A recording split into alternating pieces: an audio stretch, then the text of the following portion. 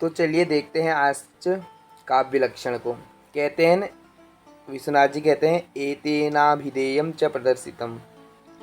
ठीक हो गया, एतेनाभिधेयम च प्रदर्शितम, एतेन अभिधेयम च प्रदर्शितम।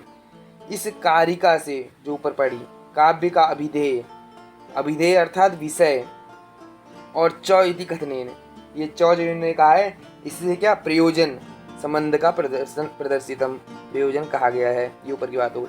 यहाँ से हमने पढ़ना है आज। देखो काव्य स्वरूप विवेक भूमिका। सबसे पहले देखिए विश्वनाथ जी क्या करते हैं, विश्वनाथ जी क्या करते हैं, तत् किम स्वरूपम, अर्थात काव्य का स्वरूप क्या है, काव्य का लक्षण क्या है, तत् किम स्वरूपम। ठीक हो गया, तावत काव्यम इति अपेक्षायाम। ठीक हो गया, वह काव्य है ऐसी अपेक्षा से, आकांक्षा से, कश्चिद आह किसी ने कहा है। क्या कहते हैं, तद दोषौ, तद अदोषौ। यदि यहाँ पे आप हलंत लगाएंगे ना दो में, तद, और वैसे बोलेंगे तो तद तद दोषौ, औ का उच्चारण बनानी चाहिए। नहीं तो ऐसे बोल सकते हैं तद अदोषौ शब्दार्थौ सगुणावनलंकृति पुनः क्वापि। देखिए विश्वनाथ जी ने अभी अपना लक्षण नहीं दिया है, वो बता रहे हैं जिसका लक्षण, यानी कि ये क्या करना चाह रहे हैं, खंडन करना चाह रहे हैं। किसका खंडन करना चाह रहे हैं, मम्मट का खंडन करना चाह रहे हैं। कौन करना चाह रहे हैं, कविराज विश्वनाथ जी खंडन करना चाह रहे हैं। तो देखिए वो कहते हैं उसका क्या स्वरूप है, तावत काव्यम इति अपेक्षायाम कश्चिद आह, किसी ने कहा है। तो क्या कहते हैं, मम्मट ने कहा है। कश्चिद अर्थात मम्मट ने कहा है, यहाँ पे इन्होंने नाम उद्धृत नहीं किया हुआ है, मम्मट ने कहा है। क्या कहा है मम्मट ने, तो कह रहे हैं देखो मम्मट ने कहा है तद अदोषौ, तद अदोषौ शब्दार्थौ सगुणा वनलंकृति पुनः क्वापि, अर्थात दोष रहित, तद अदोषौ वह दोष रहित हो। फिर क्या कहा, शब्दार्थ हो, शब्द और अर्थ से युक्त हो। ठीक हो गया, अलंकारों से, सगुणा वनलंकृति पुनः क्वापि, अलंकारों से अलंकृत, परंतु कहीं पे अलंकारों से स्फुट है, कहीं पे अलंकार हो तो भी चलेगा, नहीं हो तो भी चलेगा। तो देखिए मम्मट जी की काव्य प्रकाश में देख लेते हैं, उन्होंने क्या लिखा हुआ है, बिल्कुल वे शब्द और अर्थ, ये कहते वे शब्द और अर्थ काव्य कहे जाते हैं जो दोष और रहित हो। देखो शब्दार्थों, उन शब्दार्थों को, शब्द और अर्थों को क्या कहा जाता है, काव्य कहा जाता है, जो क्या हो, दोष से रहित हो। तद अदोषौ, अदोषौ दोष से रहित हो। फिर क्या कह रहे हैं, गुण युक्त हो, सगुणा वनलंकृति, गुण से युक्त हो। और कहीं कहीं पर क्या हो, अलंकृति, अनलंकृति कह दिया ना, अलंकृति नहीं कहा, सगुणौ अनलंकृति। देखो यदि हम इसकी संधि विच्छेद करेंगे तो यहाँ पर क्या है, आव लिखा हुआ है, अय अव आय आव, तो औ आदेश हो गया से, औ को आदेश हो गया तो क्या हुआ, सगुणौ, ऐसी इसकी संधि विच्छेद होगी। देखो सगुणौ हमने लिखा, सगुणौ प्लस अनलंकृति, अनलंकृति कह दिया ना इन्होंने। यदि अलंकृति कहते तो ठीक होता, अनलंकृति कह दिया, अलंकार नहीं हो तब भी चलेगा। तो देखिए इसका खंडन कैसे करते हैं आप, देखिए विश्वनाथ जी, एतत् चिंत्यम, ये कहते हैं कि ये बहुत चिंतनीय विषय है, इनका जो काव्य लक्षण है वो चिंतनीय है। कैसे है, तो देखो अब बता रहे हैं आगे विश्वनाथ जी कह रहे हैं, क्या कह रहे हैं, कह रहे हैं यदि दोष रहितस्यैव, यदि दोष रहितस्यैव काव्यत्व अंगीकारस्तदा, दोष रहित शब्द और अर्थ को ही काव्य मानेंगे तो देखो तदा, तो क्या होगा, कह रहे हैं यदि तुम कह रहे हो दोष रहितस्यैव काव्यत्व अंगीकार, काव्यत्व की अंगीकार अर्थात प्रधानता हमको, अंगी अर्थात प्रधानता, उसकी काव्य की प्रधानता हमको स्वीकार करनी चाहिए। कब स्वीकार करनी चाहिए, कह रहे तदा, तो यदि हम इसको ही काव्य का अंग मान लेंगे जो इन्होंने कहा कि दोष से रहित हो, तो अब देखो क्या कह रहे हैं विश्वनाथ जी इसका खंडन करते हुए कह रहे हैं, न्यक्कारो हयमेव यदरयस्, न्यक्कारो ही अयमेव मे यदरयस् तत्राप्यसौ तापस, न्यक्कारो मे यदरयस्, न्यक्कारो मे ही अयमेव। देखो थोड़ा गलत हो गया, क्या बोल रहा था मैं, कहाँ भटक गया। तो देखो क्या कह रहे हैं, न्यक्कारो ही अयमेव, न्यक्कारो हयमेव मे यदरयस् तत्राप्यसौ तापसः। उच्चारण उतना अच्छा नहीं, कंठ उतना अच्छा नहीं दिया भगवान ने। तो चलो देखें क्या कह रहे हैं। न्यक्कारः, न्यक्कारः अर्थात तिरस्कार, ही अयमेव, ही अर्थात मुझे ही, अयम एव मुझे ही धिक्कार है। क्यों धिक्कार है? यद रयस तत्राप्यसौ तापसः। देखो अरयः में यद रयस, अरयः यद जो, अरयः तत्राप्यसौ तापसः। अर्थात क्या कह रहे हैं? मेरे लिए, रावण कहता है मेरे लिए शत्रुओं का होना तिरस्कार है। क्यों तिरस्कार है? तत्राप्यसौ तापसः, अपि असौ तापसः। तापसः अर्थात किसको आ गया है? राम लक्ष्मण, तपस्वी मेरा शत्रु है, मुझे तिरस्कार है, मुझे धिक्कार है, क्योंकि क्या है? मेरा शत्रु कौन है? तापसी है। अब देखो आगे क्या कह रहे हैं, आगे की बात को समझना, क्योंकि पीछे दिखा देते पहले। अगली पंक्ति में कहते हैं देखो, सो सह अपि अत्रैव निहंति राक्षस कुलम जीवति अहो रावण, जीवत्यहो रावण। अर्थात रावण फिर भी जीवित है, सोपत्य है, पूरा राक्षस कुल। सह अपि अत्रैव निहंति राक्षस कुल, और उसने अत्रैव यही क्या कर दिया है? पूरे यहीं पर लंका में ही कहना चाह रहा है, क्या कर दिया? राक्षसों के कुल का विनाश कर रहा है। सोप्यत्रैव निहंति राक्षस कुलम जीवत्य हो रावण, यहाँ पे बिंदी लगा लीजिए, कुलम जीवति अहो रावण। और हे रावण तुझे धिक्कार है, तू फिर भी जिंदा रह रहा है, आश्चर्य है, जी रहा है। क्या कह रहे हैं? धिक धिक चक्रजिता प्रबोधितवता किम कुंभकर्णेन वा। अर्थात तुम्हारे पास कौन था? धिक धिक चक्रजितो, धिक धिक चक्रजितो कौन था? इंद्रोपि रणमुखे पराजिता येन, येन केन मेघनाथेन। मम, रावण कहता है मम पार्श्वे मेघनाथ, मेरे पास मेघनाथ जैसा पुत्र है। और फिर भी क्या हो गया? वो दो तापसी, उन दो तपस्वियों के द्वारा क्या कर दिया गया? मेरे राक्षस कुल का वध कर दिया गया, मेरे कुंभकर्ण जैसे भाई को मार दिया गया। तो देखो क्या कह रहे हैं, स्वर्ग ग्रामटिका विलुंठन वृथो छूने किमोत किमेर भी भुजई, किमे भी भुजई।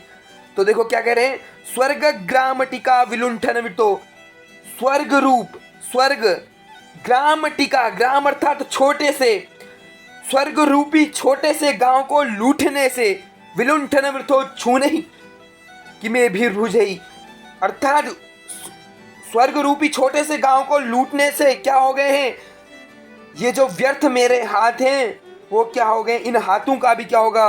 कि मैं छूने ही कि मैं भी बुझे, अर्थात सूझ गए हैं। सूझे इन हाथों का क्या होगा? कैसे सूझ गए हैं वो हाथ? स्वर्ग रूपी छोटे से गांव को लूटने में जो मेरे हाथ सूझे हुए हैं, उन हाथों से भी क्या होगा जब मेरा पूरा कुल ही चला गया है। तो अस्मिन वाक्य वो क्या कहता है? इस वाक्य में देखो नीचे लिखा होगा, देखो अस्य श्लोकस्य, आगे बढ़ते, देखो अस्य श्लोकस्य विधेया विमर्श दोष दुष्टतया काव्यत्व न स्यात् प्रत्युध्वनित्वेन उत्तम काव्यतया अंगीकृता तस्मात् अव्याप्ति लक्षण दोषः।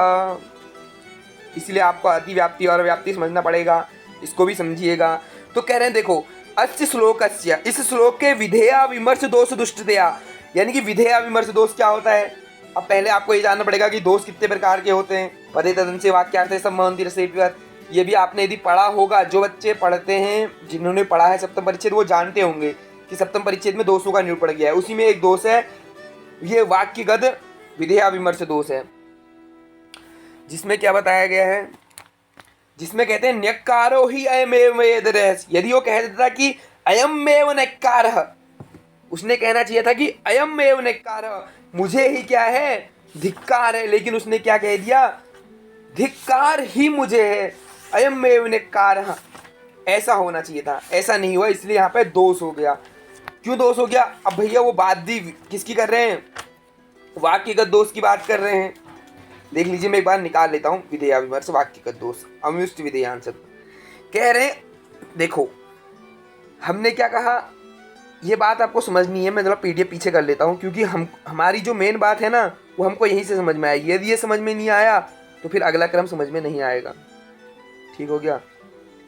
देखो तो क्या कह रहे हैं, मेन बात दोस्त इसकी है, देख लो। मैं इसको दूसरी पेंसिल निकाल देता हूँ, कौन सी, ये वाली निकाल देता हूँ, ठीक है। देखो ये वाला ये दोनों शब्द समझने हैं। न्यक्कारः, न्यक्कारः, इसने लिखा ना न्यक्कारः, तो देखो न्यक्कारः अर्थात तिरस्कारः। मुझे कह रहा धिक्कार है, क्यों धिक्कार है?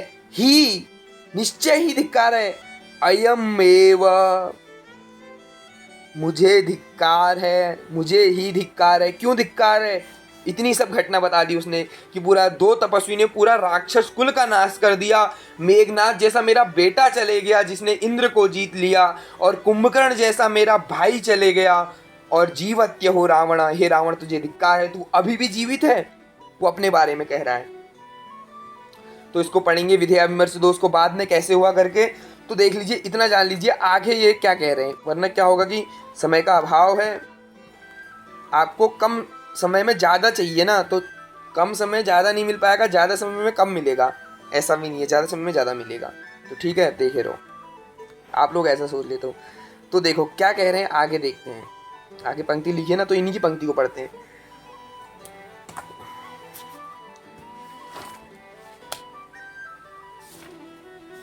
देखिए कह रहे हैं, ननु कश्चिद एवांसः अत्र, ननु कश्चिद एवांसः अत्र दुष्टो न पुनः सर्वोपीति सर्वः अपि। देखिए क्या कह रहे हैं, ननु अत्र, ननु, पेन क्यों नहीं चल रहा है, ननु अत्र कश्चिद एवांसः, देखो ननु इस पद्य में कश्चिद एव अंशः, कुछ अंश क्या है, दोष युक्त है। अंश अर्थात कुछ भाग दोष युक्त है। कैसे दोष युक्त है? तो कह रहे हैं न पुनः सर्वोपीति चेत, अर्थात संपूर्ण अंश इसका क्या है, दूषित नहीं है, दूषित नहीं है, अंश मात्र में दोष है। तर्हि यत्रांशे दोषः सो काव्यत्व प्रयोजक। तो कह रहे हैं, देखो इन्होंने कहा ना, ननु कश्चिद एव अंशः अत्र दुष्टः, यहाँ पे कुछ अंश में दोष है, संपूर्ण काव्य में नहीं, मतलब संपूर्ण इनके लक्षण में नहीं। न पुनः सर्वोपीति चेत, संपूर्ण अंश में नहीं। ऐसा कहे तो जिस अंश में, यदि तर्हि यत्रांशे दोषः, जिस अंश में दोष है, सो काव्यत्व प्रयोजक, वह काव्य लक्षण का निवारक होगा, काव्य का लक्षण होगा, निवारण करेगा। यत्र ध्वनि सह उत्तम काव्यत्व प्रयोजक, देखो ध्वनि काव्य की बात हो गई, उत्तम काव्य कौन मानते हैं? ध्वनिया लोग पढ़े हैं आनंदवर्धन को, तो वो भी पढ़ लेंगे, ध्वनिया लोग बहुत पसंद है। उत्तम काव्यत्व प्रयोजक, उत्तम काव्य का निवारण करने वाला होगा। जिस अंश में ध्वनि है, इति अंशाभ्याम उभयता आकृष्यमाणमिदं काव्यम अकाव्यम व किमपि न स्यात्, वह काव्य के उत्कर्ष का निर्वाहक होगा। हम कहते हैं ना, देखो आगे विश्वनाथ जी कहेंगे, वाक्यम रसात्मकम काव्यम दोषास्तस्याप अर्थ का उत्कर्ष हेतु वह प्रोक्ता गुण अलंकार रीतया, उत्कर्ष को बढ़ाने वाला होता है गुण अलंकार रीति। तो कह रहे हैं यत्र स ध्वनि उत्तम काव्यत्व प्रयोजक इति अंशाभ्याम उभयत आकृष्यमाणम इदम काव्यम अकाव्यम व किमपि न स्यात्। इस प्रकार दो विरोधी न केचित् एवांसः काव्यस्य दूषयन्तः श्रुति दुष्टादयो दशा, अर्थात यदि इन दोनों की बात करें, काव्य के उत्कर्ष का निर्वाहक होगा। अब देखो इन्होंने कहा ना, उत्तम स्वध्वनि, वह ध्वनि है जो उत्तम काव्य का प्रयोजक है। कह रहे हैं यह काव्य व अकाव्य, काव्य होगा या नहीं होगा, कुछ भी नहीं होगा। वास्तव में श्रुति दुष्ट आदि जो दोष कहे गए, श्रुति दुष्टादयो दोषा अनित्या ये च दर्शिता, भी आगे कहेंगे, वही दोष होगा। वास्तव में ये वही दोष होगा। वो क्या करते हैं, श्रुति दुष्टादयो दोषा, देखो आगे क्या लिखा है, श्रुति दुष्टादयो दोषा किम तर्हि सर्वमेव काव्यम, वह सभी काव्य होगा, पूरा काव्य होगा। तथा ही काव्यात्म, जैसे कि काव्य का आत्मभूत जो रस है, रस की बात चल रही है ना, क्योंकि काव्य की आत्मा किसे मानते हैं विश्वनाथ जी?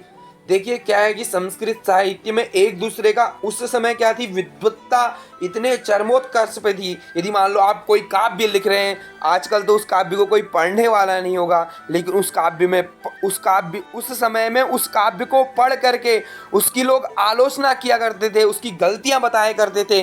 तो देखिए मम्मट जी इनसे पहले कहे विश्वनाथ जी से, अब क्या कर रहे हैं, मम्मट जी उनकी गलतियां बता रहे हैं कि उनने कहाँ कहाँ पे गलती करी है। अर्थात उनके लक्षण तद अदोसौ, उस तद दोसौ शब्दार्थौ सगुणावन अलंकृति, इसका खंडन करके क्या सिद्ध करना चाह रहे हैं, वाक्यम रसात्मकम काव्यम, रस से युक्त वाक्य की ही क्या है, काव्य है, ये सिद्ध करना चाह रहे हैं। अब जैसे मान लो आप हो, आप कवि हो, लेखक हो, आप अपना ही तो मत सिद्ध करना चाहोगे, वही बात इन दोनों के ऊपर चल रही है, तो वही वृत्ति हम समझने का प्रयास करते हैं। तो देखिए उन्होंने क्या कहा, जैसे कि काव्य का आत्मभूत जो रस है, रसस्यानपकर्षत्वे तेषां दोषत्वम् अपि नांगीक्रियते, यानी कि काव्य का आत्मभूत जो रस है उसका अपकर्ष न करे तो, यदि उसका अपकर्ष न करे तो जो क्या करें, अन्यथा नित्य दोषत्व व्यवस्था न स्यात्, ना अंगीक्रियते, नहीं अंगीकरें तो क्या होगा, श्रुति दुष्ट आदियों का दोष नहीं माना जाएगा। जो श्रुति दुष्ट आदयो दोषा नित्या ये च दर्शिता बताए गए हैं, ये दोष नहीं माने जाएंगे। यदि हम इसको लक्षण मान लेते हैं, जो इन्होंने कहा है कि कहीं पर दोष युक्त नहीं भी होगा, कहीं पर अलंकार युक्त नहीं होगा तो तब भी चल जाएगा, और अदोषो कह रहे हैं, बिना दोष वाला होना चाहिए। जबकि जो ये लक्षण बताया गया, ऊपर जो लक्षण दिया गया, क्या दिया गया, न्यक्कारो है मे दृश्य, इस ये क्या है, काव्य है, उत्तम काव्य है, और फिर भी इसमें क्या करा गया, दोष बताया गया। तो कह रहे हैं नहीं तो क्या है, अन्यथा नित्य दोषत्व व्यवस्था भी न स्यात्, और न ही नित्य दोषा नित्य, देखो अनित्य यहाँ पे कौन सी संधि हो गई, दीर्घ संधि हो गई, दोष, नित्य दोष और अनित्य दोष, इनकी व्यवस्था भी नहीं होगी। और क्या कह रहे हैं, जैसा कि तदुत्तम ध्वनिकृता, व्यवस्था भी न स्यात्, व्यवस्था भी नहीं होगी, यदुत्तम ध्वनिकृता, ध्वनिकार ने क्या कहा है, तो देखो कह रहे हैं श्रुति दुष्टादयो दोषा अनित्या ये च दर्शिता ध्वन्यात्मन्येव सिंगारे ते हेया इत्युदाहृता, किंच एवं काव्यम प्रविरल विपयम निर्विषयम वा स्यात् सर्वथा निर्दोषस्य एकांतम असंभवात्। देखो क्या कह रहे हैं, श्रुति दुष्ट, सबसे पहले श्लोक की व्याख्या समझते हैं, क्या कह रहे हैं, श्रुति दुष्टादयो, श्रुति दुष्ट जो आदि दोष हैं, ठीक हो गया, जो अनित्य दोषाः, अनित्य जो दोष है, श्रुति दुष्ट आदि जो अनित्य दोष हैं, जो प्रदर्शित किए गए, ये च दर्शिता ध्वन्यात्मन्येव सिंगारे, ध्वन्यात्मक श्रृंगार में, ध्वन्यात्मन्येव सिंगारे ते हेया, अर्थात देखो जो यहाँ पे हेया लिखा है, अर्थात त्याज्य, जो क्या होगा, श्रुति दुष्टादयो दोषा अनित्या ये च दर्शिता, अर्थात श्रुति दुष्ट आदि जो अनित्य दोष दिखलाए गए हैं वो क्या है, ध्वन्यात्मन्येव सिंगारे ते हेया इत्युदाहृता, वो ध्वनि काव्य में क्या है, हे अर्थात त्याज्य बतलाए गए हैं। फिर क्या कह रहे हैं, किंच एवं काव्यम प्रविरल विषयम निर्विषयम वा स्यात्, इस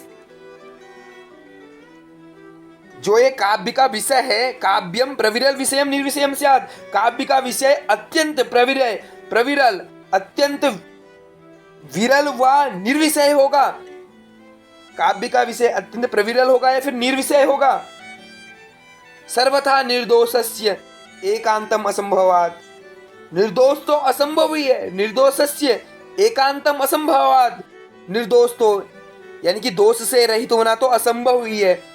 फिर क्या कह रहे हैं, देखो ये चर्चा को इतना आगे बढ़ा देंगे विश्वनाथ जी, यानी कि देखो किसी को अपना पक्ष सिद्ध करना है तो दूसरे पक्ष का तो हमको खंडन करना ही पड़ेगा, तो भैया वही विश्वनाथ जी कर रहे हैं यहाँ पे। तो देखो आगे समझने का प्रयास करें, जहाँ पे समझ में ना आए तो बिल्कुल बता दीजिएगा, क्योंकि समय कम है, ज़्यादा समझना है आपको कम समय में, इसी को लेकर के हम चल रहे हैं। आपको अच्छे से समझ में आ रहा होगा, उम्मीद करते हैं, इसी प्रकार से समझते रहिए। तो देखो क्या कह रहे हैं,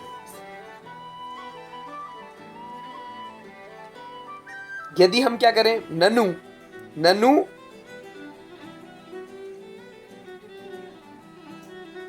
ही पदार्थे नया प्रयोग,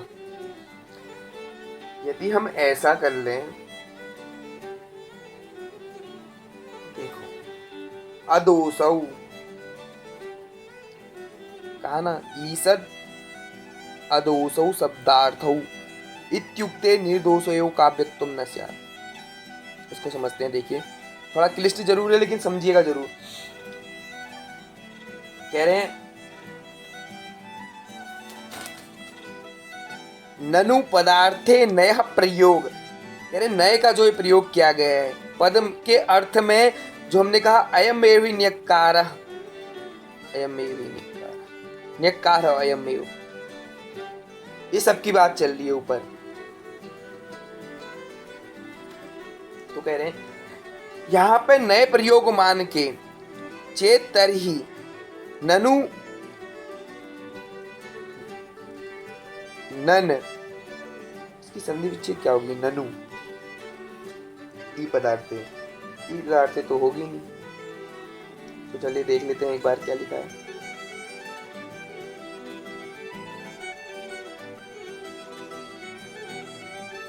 हाँ, नन्वी नन्वी पदार्थे नया। हाँ तो चलिए देखिए, ननु ईसद अर्थे नया प्रयोग इति चेत तरही ईसद। देखो ननु ईसद अर्थे, अर्थात ईसद किसे कहते हैं, थोड़ा अल्प कम। ननु ईसद अर्थे, अर्थात यहाँ पे ईसद अर्थात अल्पार्थक। यदि हम कहें कि अल्पार्थक हमने नए, अल्प अर्थक यानी कि हमने थोड़ा कम नए का प्रयोग किया हुआ है। ठीक हो गया। ननु ईसद अर्थे नह प्रयोग, नए का प्रयोग करें तो क्या होगा, चेत तरही ईसद दोषौ शब्दार्थो काव्यम। यदि हम ऐसा मान लें कि दोष रहित शब्द और अर्थ में काव्य का लक्षण घटित नहीं होगा, ईसद दोषौ, ईसद अदोषौ, हमने तो वहां कहा ही है तद अदोषौ कहा है। यदि हम इसको दोषौ कर दें, दोष रहित कर दें, दोषौ कहते हैं, उन्होंने कहा दोष युक्त नहीं होना चाहिए। यदि वो कहते कभी कभी दोष युक्त होगा तो भी चलेगा, लेकिन उन्होंने क्या कहा, तद अदोषौ, दोष से युक्त नहीं होना चाहिए काव्य। तो कह रहे हैं यदि हम दोष से रहित, देखो इत्युक्ते ईसद अदोषौ शब्दार्थो काव्यम इत्युक्ते निर्दोषयो काव्यत्वं न स्यात्, अर्थात काव्यत्व नहीं होगा। सति संभवे इन ईसद दोषौ इति चेत, यदि हम इसका निवेश करते हैं क्या होगा, दोनों की संभावना होने पर कि बिना दोष वाले भी काव्य है और एतद अपि काव्य लक्षणे न वाच्यम, अर्थात हम यदि कहें, देखो समझने का प्रयास कीजिएगा, यदि हम कहें कि जिसमें क्या कहते हैं जो दोष रहित है वो काव्य है, वो तो काव्य है ही, अदोषो कह दिया। यदि हम कहें कि थोड़ा कम दोष वाला, ईसद, ईसद अर्थे नह प्रयोग इति चेत तरही, कम अर्थ वाला भी क्या होगा कि उसको भी हम काव्य मान लेंगे। तो ऐसा भी सती संभव है, ऐसा हो सकता है। इनका निवेश करके दोषों की संभावना क्या होगी, कम दोष वाले शब्द और अर्थ काव्य, अर्थात कम दोष वाले शब्द और अर्थ काव्य हो जाएंगे। न वाच्यम, अर्थात कम दोष वाला ये काव्य है, ऐसा काव्य लक्षण न वाच्यम, ऐसा भी काव्य लक्षण में नहीं कहना चाहिए, नहीं कहना चाहिए, बिल्कुल नहीं कहना चाहिए। रत्नादि लक्षण कीटाणु वेदादि परिहारवत, रत्न के लक्षण में, रत्नादि लक्षण कीटाणु वेदादि परिहारवत, कीटाणु वेद आदि का परिहार नहीं किया जाता है, उसी तरह क्या कह रहे हैं, तरी वेदादयो रत्नस्य रत्नत्वं व्याहन्तुम् ईशाः किंतु उपादेय तारतम्यमेव कर्तुं तद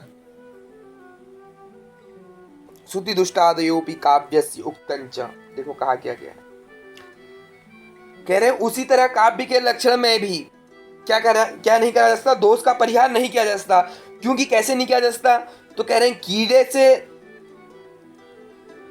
दृष्टत्व आदि, दृष्टत्व जो कीड़े की दुष्टता है, वो जो आदि उसमें दोष है, जैसे रत्न के रत्नत्व को नहीं हटा सकते, रत्न के रत्नत्व को व्याहन्तुम् ईशा, हटाने में समर्थ हो, जिस प्रकार से तुम रत्न के रत्न के रत्नत्व को नहीं हटा सकते, तो उसी प्रकार कीड़े के कीड़त्व को कैसे हटा सकते हैं? जो कीड़े में दोष है उसको कैसे हटा सकते हैं? यदि जब आप रत्न के रत्नत्व को नहीं हटा सकते हैं, मनुष्य के मनुष्यत्व में आजकल चले गया है, लेकिन मनुष्य में यदि मनुष्यत्व होता तो हमको यही करना है कि रत्न में जो रत्नत्व है उसको यदि हम हटा नहीं सकते, तो यदि हम मनुष्य हैं तो हमको भी अपना मनुष्यत्व नहीं हटाना चाहिए। तो कह रहे हैं किंतु उपादेयतारतम्यतामेव, बल्कि ग्राह्यत्व में यदि हम इसको ग्राह्य करें, निष्कर्ष और प्रकर्ष इसको हम कह सकते हैं।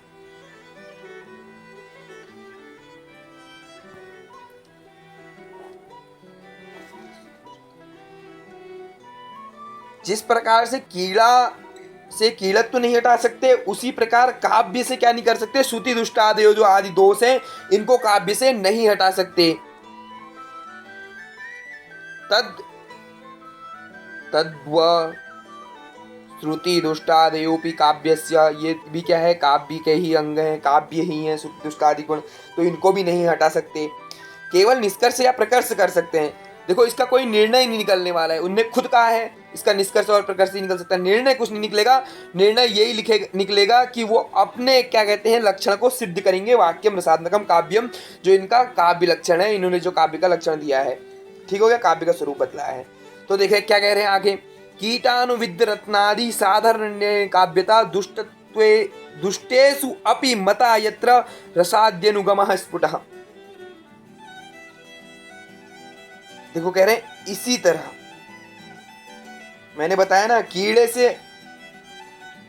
से अनुविद्ध दूषित रत्न आदि के समान कि यदि रत्न में, देखो बात क्या कहना चाह रहे थे, अब मुझे भी समझ में आई। देखो कहीं पे क्या होता है ना, पढ़ा तो होता है लेकिन उसको समझना बड़ा और समझाना बड़ा वो कठिन होता है। समझ में तुमको आ रहा है लेकिन तुमको यदि अच्छे समझ में नहीं आएगा तुम भी नहीं समझ पाओगे। तो देखो वो क्या कहना चाह रहा है, कीड़े से अनुविद्ध, कीटानुविद्ध रत्नादि, जो रत्नादि है साधारण्येन काव्यता, अर्थात समान दोष युक्त शब्द और अर्थ में, दुष्टेषु अपि मता यत्र रसाद्यनुगमः स्फुटः, रस आदि की प्रतीति स्फुटित होती है वहां काव्यत्व होता है। रसाद्यनुगमः स्फुटः, जहां रस आदि की प्रतीति स्फुट होती है वहां काव्य होता है। तत्र यत्र,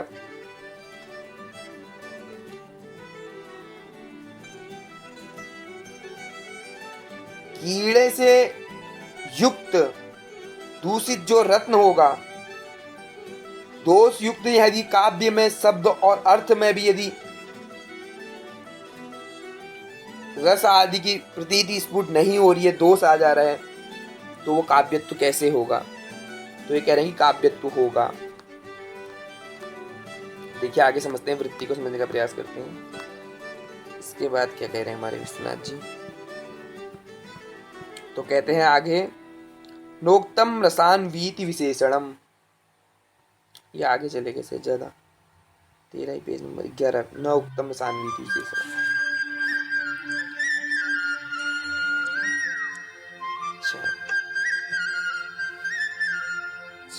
आगे चले गए। हाँ, किंच कह रहे हैं, किंच यहाँ समझने के, इस तरह, इसी तरह, शब्दार्थयोः, शब्द और अर्थ का, देखो दिखाई दे रहा है ना, तो कह रहे किंच इसी तरह, किंच शब्दार्थयोः, शब्द और अर्थ का सगुणत्व विशेषणम अनुपन्नम। सगुणत्व विशेषण भी उचित नहीं है, अनुपन्न है, उत्पन्न नहीं है, अनुपन्नम। गुणानाम रसैक धर्मत्वस्य ये रसस्यांगिनो धर्माः शौर्यादयः, रसस्यांगिनो धर्माः, कहा ना भी, या आगे कहेंगे अभी आपने नहीं पढ़ा है, इवात्मनः इत्यादि तेनैव प्रतिपादित्वाद। देखो क्या कहना चाह रहे हैं, गुण क्या है? रस का ही धर्म है। यह बात गुण के लक्षण में भी कही गई है। शौर्यादि जो रस है क्या है? गुण की आत्मा है। आत्मा के गुण क्या है? सूरता आदि हैं। वैसे ही तेनैव, देखो इव आत्मनः इत्यादि ना, कह रहे वैसे ही क्या है काव्य के आत्मरूप रस के धर्म क्या है माधुर्यादि गुण है, उसी प्रकार माधुर्यादि गुण भी है। इत्यादि श्लोक से जो उन्होंने ऊपर श्लोक बताया, कौन सा श्लोक बताया, ये बताया ना कीटाणु विद्रत्नादि, तो इस श्लोक के माध्यम से वो कहना चाह रहे हैं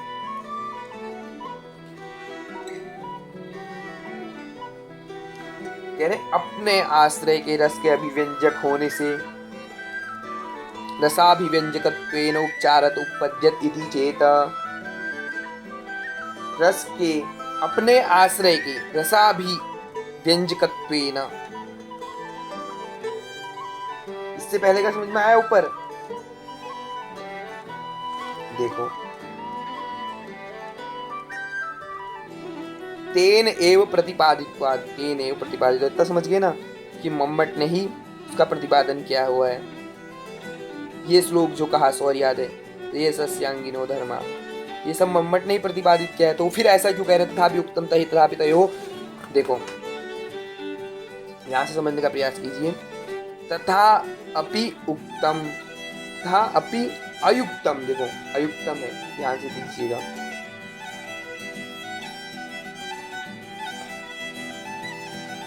तथा ही तयो काव्य स्वरूपेण अभिमतयो शब्दार्थयो रसः अस्ति न वा नास्ति चेत गुणवत्वम अपि नास्ति। तो देखो कहना चाह रहे हैं, क्या कहना चाह रहे हैं, वह भी अनुचित ही है यदि हम ऐसा कहें, रस के अभिव्यंजक होने से परंपरा संबंध से शब्द और अर्थ भी सगुण होते हैं, ये भी अनुचित ही है।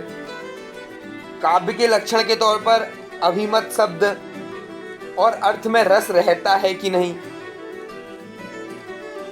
तो क्या कह रहे हैं, नास्ति,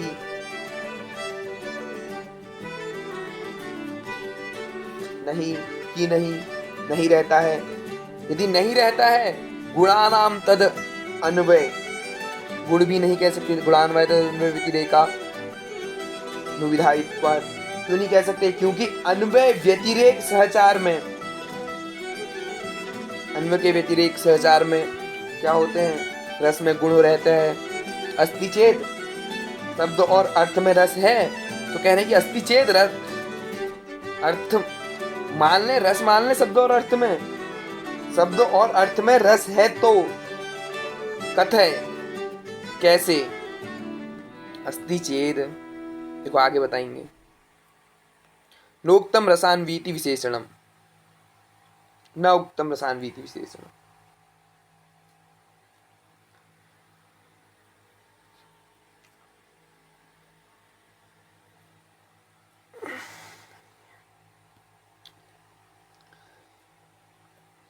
यदि देखो हम कह लें रसवंतो, हमने कहा रसवंतो, ऐसा विशेषण क्यों नहीं दिया उनने वहां, विश्वनाथ जी कह रहे हैं, फिर उसके बाद कहते हैं न उक्तम रसान्वीति विशेषणम, ऐसा क्यों नहीं कहा, कह देते, कह रहे हैं गुणवत्व अन्यथा अनुपपत्ति एतल्लभ्य इति चेत, कह रहे हैं कि यदि हम कहें कि बिना रस के गुणों के नहीं रहने से सरसऊ ऐसा अर्थ आ ही जाता है, गुण के नहीं रहने से और रस के नहीं रहने से, सरसा वीति एव वक्तुम युक्तम न सगुणा वीति नहीं प्रमाणिमंतो, सरसौ ऐसा अर्थ भी आ जाता है तो भी सरसौ ही कहना चाहिए, न कि सगुणौ, सरसौ कहना चाहिए ना कि सगुणौ, क्योंकि गुण क्या है, रस के अंतर्गत आ जाते हैं, इसीलिए उन्होंने कहा, क्योंकि प्राणिमान नहीं प्राणिमंतो देशा, क्योंकि प्राणिमान देश है, न इह प्राणिमंतो देशा।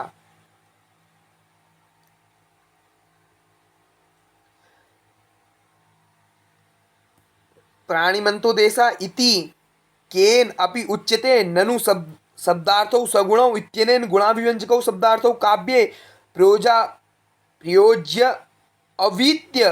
अवीति अभिप्राय इति चेत।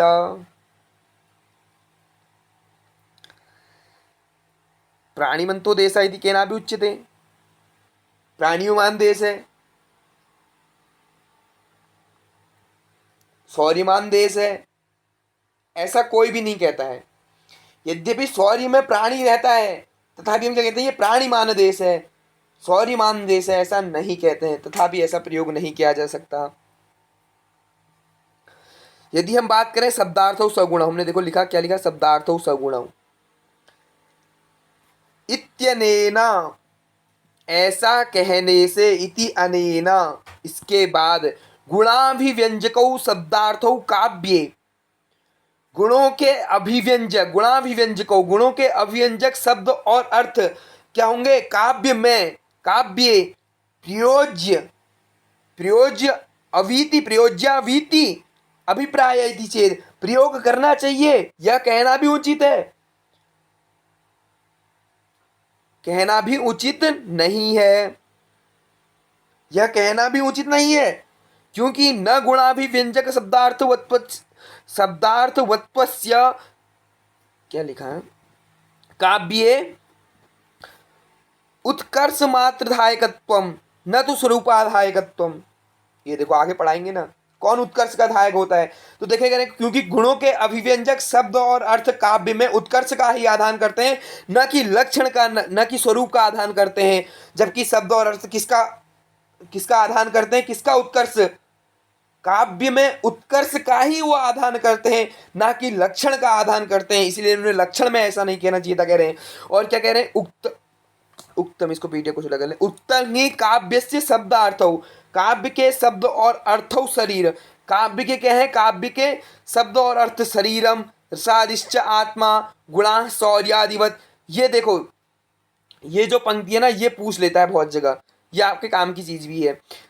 उक्तं ही काव्यस्य शब्दार्थौ शरीरम, शब्द और अर्थ क्या है, काव्य के शरीर है, रसादिश्च आत्मा, काव्य की आत्मा किसे कहा गया है, तो रसादिश्च आत्मा, गुणाः शौर्यादयः, शौर्य आदि क्या है, उसके गुण हैं, दोषाः काणत्वादिवत, काणत्वादिवत, काणत्व दोष सुना था ना, श्रुति दुष्टादयो दोषाः नित्या ये च दर्शिताः, काणत्वादि क्या है, दोष हैं, रीतयो अवयवस्थान विशेषवत, और वैदर्भी गौड़ी पांचाली ये आदि रीतियां क्या हैं, काव्य के अवयव स्थान विशेष तुल्य हैं, अलंकाराः कटक कुंडलादिवत, तो अलंकार तो भैया आप जानते ही हैं, उपमा को आप जानते ही, ज्यादातर किसी को जाने न जाने 25 वेद जानते होंगे मम्मट के, तो कह रहे अलंकाराः कटक कुंडलादिवत, अलंकार किसके समान है, कटक कुंडल आदि के समान है। ये सब काव्य के बारे में बताया, ये यहाँ से बहुत इंपॉर्टेंट है, इतना ऊपर का समझने के पश्चात, और इसके आगे को यहाँ से याद रखिएगा, इसको तो याद कर ही लीजिएगा, आपको कहीं ना कहीं पूछा ही जा सकता है। तो आगे देखने का प्रयास करते हैं कि आगे विश्वनाथ जी क्या कह रहे हैं। अब देखो आगे फिर चर्चा करते हैं। एतेन अनलंकृति पुनः क्वापि इति यदा उक्तम तदपि परास्तम। यदि इन्होंने कहा कि अलंकृति पुनः क्वापि, अर्थात कहीं पर स्फुट अलंकार रहित, अर्थात कहीं पर अलंकार ना हो तो भी चलेगा, तो कह रहे हैं